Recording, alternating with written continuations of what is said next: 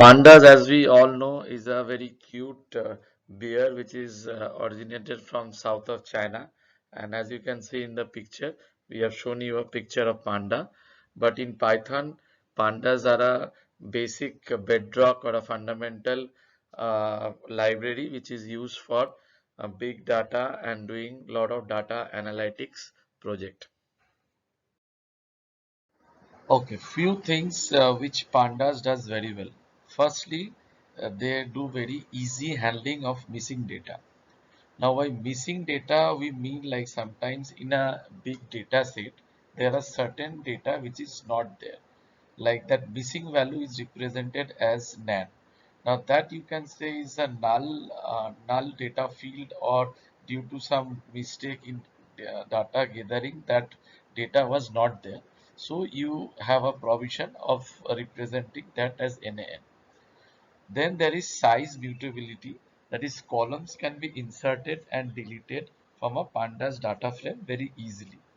Like as you go further, you will see that all pandas data frame are uh, you can say a rows and columns matrix, and the data is stored in form of columns which are also called series, and those columns can be easily be inserted, or like a 2 into 3 kind of made into say 3 into 3, and extra column can be deleted very easily from the data set.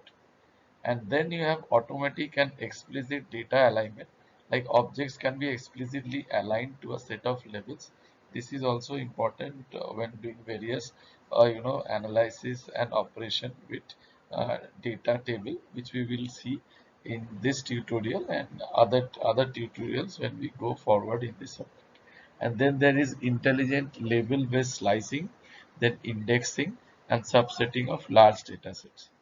And then you have intuitive merging and joining of data sets, then hierarchical labeling of access. So it's possible to have multiple labels per tick, and then robust input output tools for loading data from flat files like CSV files and other delimited files, Excel files, etc.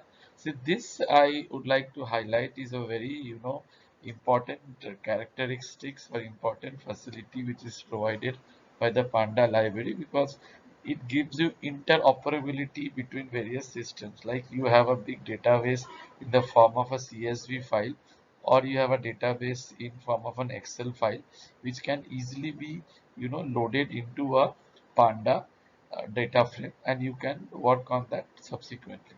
So you don't have to reinvent the wheel, or you don't have to do the data typing and all that, which is a very laborious process.